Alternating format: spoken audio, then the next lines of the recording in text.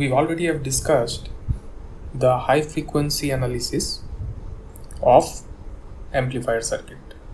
So far the analysis that we are doing are single-ended amplifier circuit. That means you only have one MOSFET in operation. Okay, so I already have discussed the high frequency analysis for the common source amplifier, right? However, we would also like to see what is the response in case of low frequency. So in here I'm going to discuss the low frequency analysis of the amplifier. So I'm also showing here the common source amplifier itself. So for AC analysis, the circuit, till now we have seen this circuit for so many times, so you probably can recognize now this circuit very well, I hope. So for AC analysis, the circuit is something like that, which is also for DC analysis as well, but for AC there is a difference. Your biasing point is actually ground for AC analysis. I told this in previous lectures as well. So you ground this terminal. So once you ground this terminal, what happens? Your RDD is actually comes to the output side. How? Because your RDD is now connected between drain and ground, so it will appear between drain and ground. However, there is a capacitance sitting over here. So where should your RDD come? Your RDD should come before the resistance. Maybe it doesn't matter that much for AC analysis, but if you see the DC gets blocked over here, right? So it is better to put the RDD before CC2 in your analysis. Previously for high frequency, we used to ignore these capacitances, right? Why we used to ignore? Because in high frequency, these capacitances used to act as a short circuit. However, for low frequency, we cannot ignore. Rather, we will keep these capacitances and will ignore the capacitances inside the MOSFET. The capacitances that are dominant in high frequency may not be dominant in lower frequency, and the capacitances that are dominant in lower frequency may not be dominant in higher frequency. So in this case, we are considering the outside capacitances. Even in low frequency case, your RS is not bypassed because your CS will have some finite value. It is not short circuit this time, so it has some finite impedance value. So your current that is coming from here will get divided, so you cannot ignore RS in low frequency analysis. However, let us start with the input side. Okay, so if you see the input side, then your VG will be, which appears between these two, appears across RG. So your VG will be, or you may call it VGS. I have written VG over here. So keep one thing in mind: the symbols that I am using here probably different in the book, but the analysis, in fact the analysis also may vary in different books. However, all the analysis will lead to a similar result. Okay, so I would recommend you to study the other circuits like common emitter, the low and high frequency analysis of common gate, common drain. These things you study, because I cannot do all these things in a single course. It will be a huge it will take a huge time and cannot fit everything into a single course. Okay, so you study those parts from the book I have suggested. It is very straightforward and it is given very clearly over there. Maybe the analysis is a little bit here and there, but you will get to know. Okay, study these things from the book. Okay, come back to this point. The VG in input side this time is the voltage across RG. but this time you have three components: RS, CC, CC1 and RG. RS dash, CC1 and RG. So what will be the voltage divider rule? This impedance, which is resistance in this case, divided by the total impedance into Vin. So your Vin into RG divided by RG plus RS dash and plus 1 by SC C1. So this is the impedance related to the CC1 capacitance. Now just do some arrangement and you will find this expression is similar to the one written here. Just by doing little arrangement, that means you multiply SC1 on in the denominator and you will find this SC1 will become 1, because if you multiply SC1 this will be cancelled out. You will have RS dash SC1 RG SC1, then take RG in common and do this analysis. Okay, you will find it's very simple. You will find the expression is like this. So in this case, if you see, this particular expression gives you a pole as it is shown in the denominator. So just for the sake of simplicity, what we have done, we have considered this whole term as RK and we have considered this term as omega 0. Okay, so this is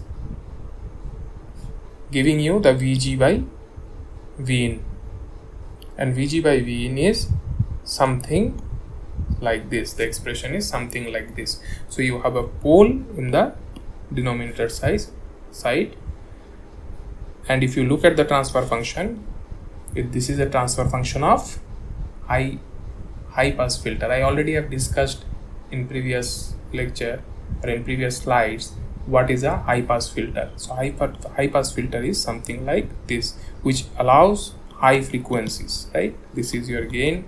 If this is your frequency axis, your high pass filter transfer function will look something like this. After a certain frequency, it will allow all the frequency components, and a high pass filter transfer function is something like this. I will explain this in detail when I'll come to the filters. So if you look at this transfer function, this is similar to a high pass filter. So you already have got one pole from this analysis. So let us call it as W or omega P1, not W. This is omega, the frequency. Okay, so this is omega P1, which is equal to 1 by CC1 into RG plus RS dash. That is the pole. Okay, and if you look at the circuit, you have three capacitances, so you will get 3 time constant. So you have 3 poles.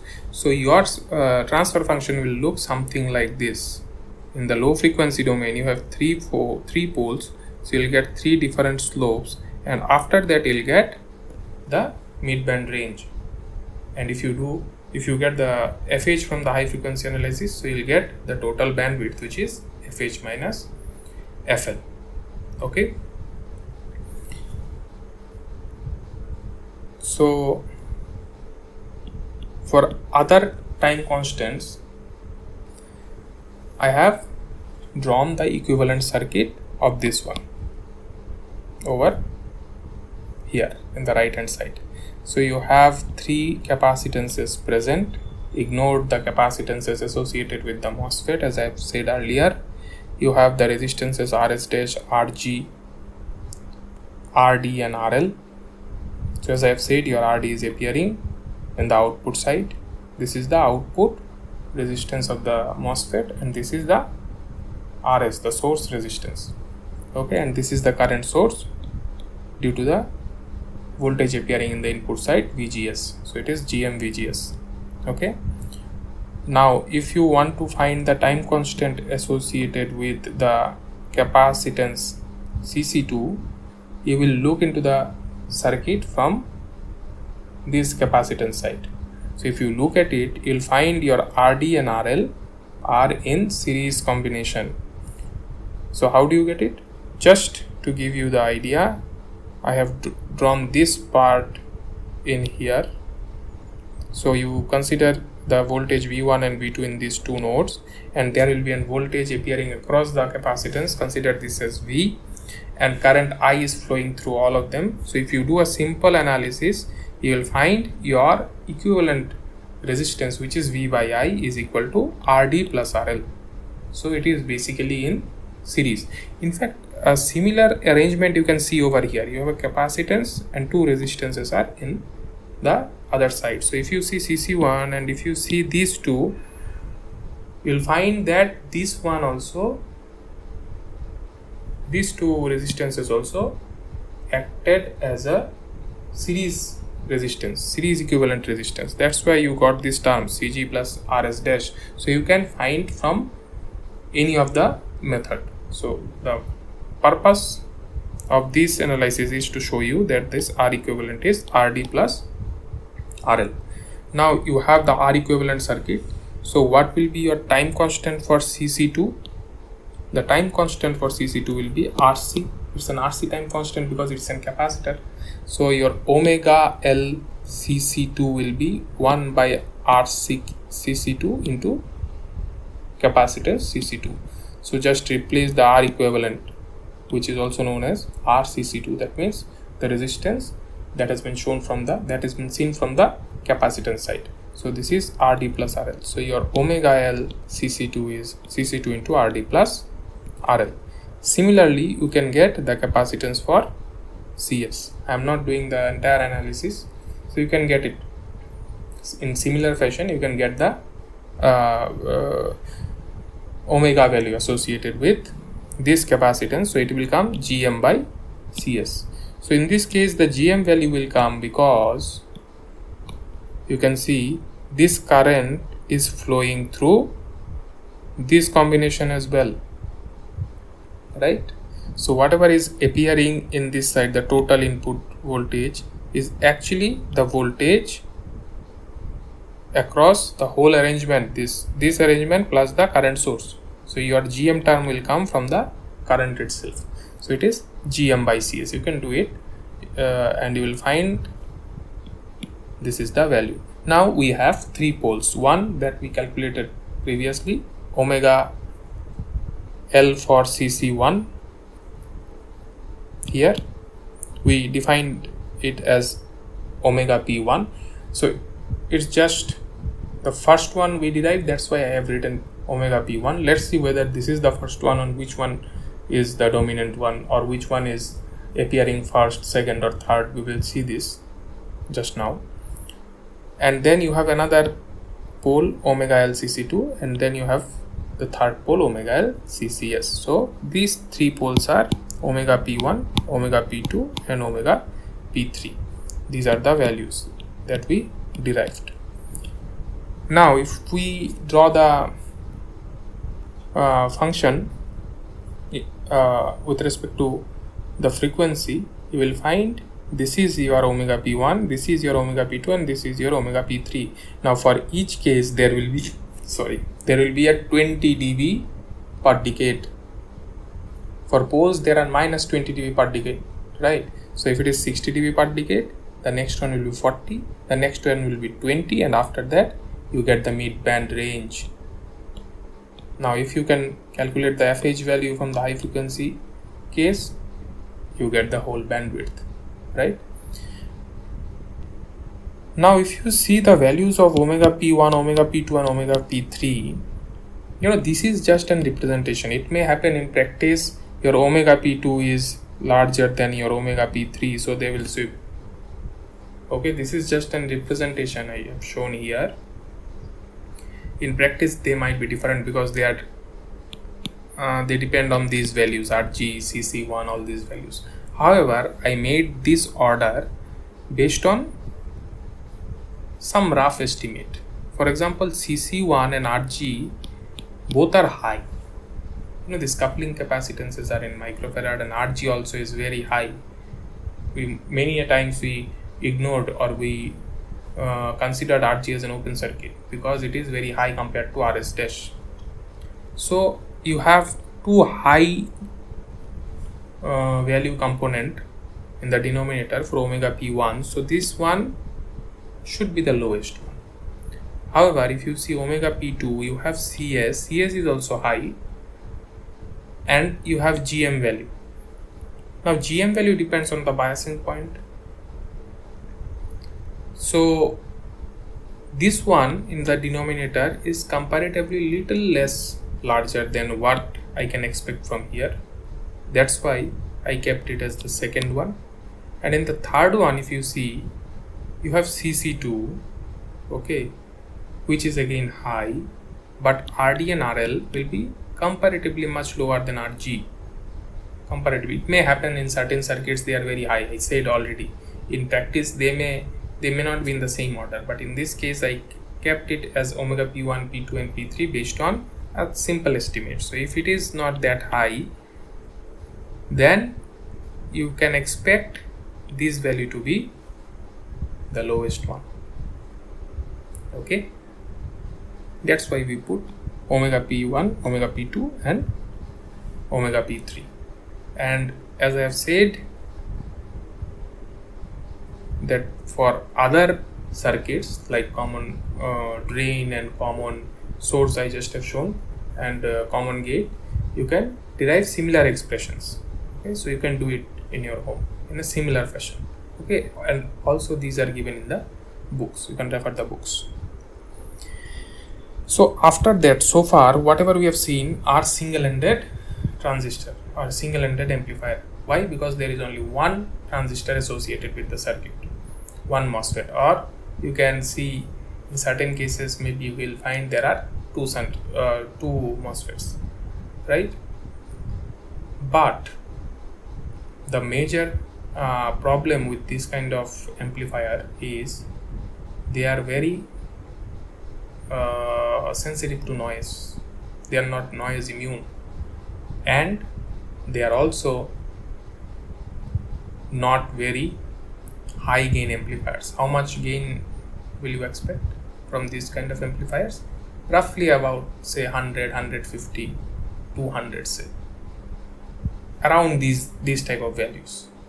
In certain circuits we may need even higher gain. Okay, so for that purpose there is a solution. There is a solution which will give you a larger noise immunity as well as high gain.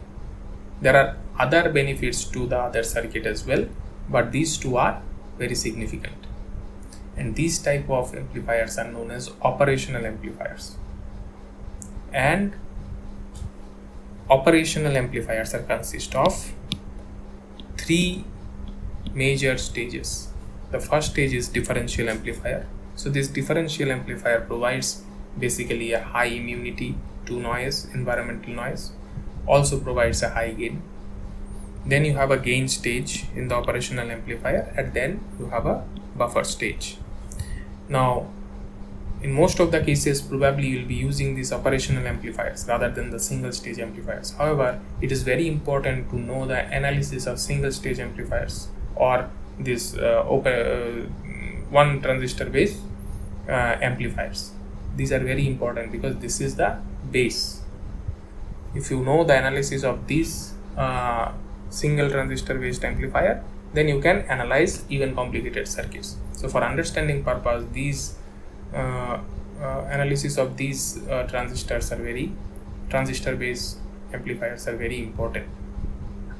So this is the typical symbol of an op-amp, wherein you have V in and V out and you have bias points. However, we will start from DFAM or differential amplifiers. Okay, now if you see, differential amplifiers also can be of MOS based amplifiers or can be of BJT based amplifiers. There is a very common amplifier known as LM741 or 741, which is in many cases BJT based, bipolar technologies are used. However, 741 has a variant which has MOS 741C. Okay, so there are few commercial chips which are bipolar based. So that's why I said there are few which is bipolar based.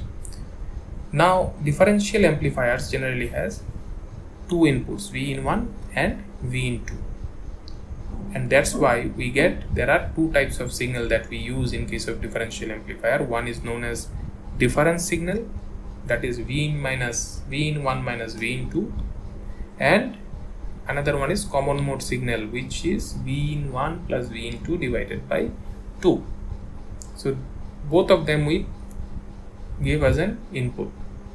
Okay, then the major advantages are it has higher immunity to environmental noise, as I have already said, compared to what we have just studied, the single transistor based amplifiers. It has a much higher, significantly higher immunity to noise. It has high gain. It provides maybe 10 to the power 4, 10 to the power 5 gain, which is again significantly very high. And it also provides a higher voltage swings.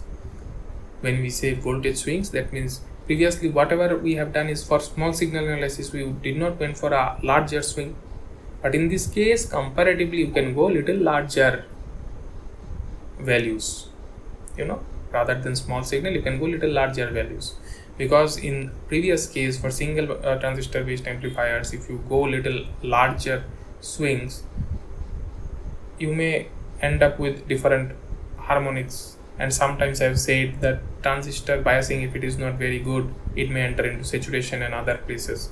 So you had many issues with that. Now here you have little less issues compared to what we have just studied. One of the disadvantages is you need some additional areas. Now in case of a differential amplifier, you generally need 22 transistors. Okay, I mean in case of an op-amp you need at least, or generally you need 22 transistors, and previously we just had one transistor and we made the entire circuit, entire amplifier, right? So it requires a little bit more area compared to the other circuits that we have just studied. Okay, now this is the typical differential amplifier circuit. You have two MOSFETs, 1 and 2. You have two inputs, V in 1, V in 2. You have two outputs, V01 and V02. So in this case, you generally use V in 1 minus V in 2 as an input, and you get output as V01 minus V02, or you may also take only one output, either V01 or V02, depending upon your application or whatever you want to do with the circuit. But generally the input is V in 1 minus V in 2. However, if you look at this, you need biasing for both the circuit, right? So one may think that what if we make one transistor based amplifiers and then join it to make a differential amplifier? In that case, you will find it is very problematic, because you may not get these left part and right part completely similar. You may not get both of them completely similar. Maybe your RD1, RD2 will not be equal. There will be a little bit variation. Maybe the parameters of these two MOSFETs, although they are same, but probably they are not exactly same.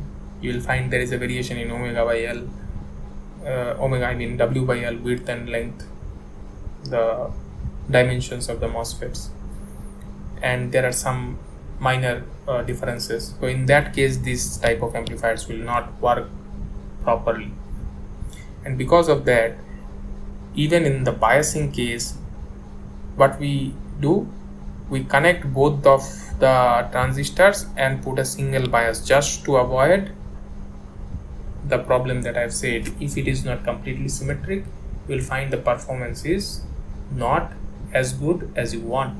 So that's why we connect both of the end of this circuit and connect a single bias, single DC bias, to make sure everything is similar. And device wise, fabrication wise, if we make both of them together in an integrated circuit, you will find the performance is much better. Otherwise, if you do separately, probably you won't get similar performance. You may get a huge variation. Okay. Now, if we look at the characteristics of input-output characteristics, so it's input-output. Okay. Input-output characteristics. You will see that the Vout, which is Vout1 and Vout2, varies with Vin minus V1, which is your input signal, Vin1 minus Vin2, like this. So your Vout1 probably is reducing with an increase of Vin1 minus Vin2, and the other output is kind of increasing, kind of complementary to each other. Okay. And similarly, if you see the Vout1 minus Vout2 value with the input Vin1 minus Vin2, you will see a characteristics like that, wherein up to a certain position, up to a certain value of Vin1 minus Vin2, your characteristics is linear, and beyond that it is almost saturated. Now you cannot expect a gain in these regions, because with increase in input you don't get any increase in output, so the gain is basically zero. So you have to operate in the linear region. Okay. And in this case also, this value Vin1 and Vin2, these swings can be very high. Okay. Theoretically you can go from minus infinity to infinity. Okay. So this is the basic of differential amplifier, and then we will see more details about these type of amplifiers, and we'll also see what are the other stages of an op-amp, so that we can make an op-amp and can use it. In practice, we use these op-amps more than a single transistor based amplifiers. Okay.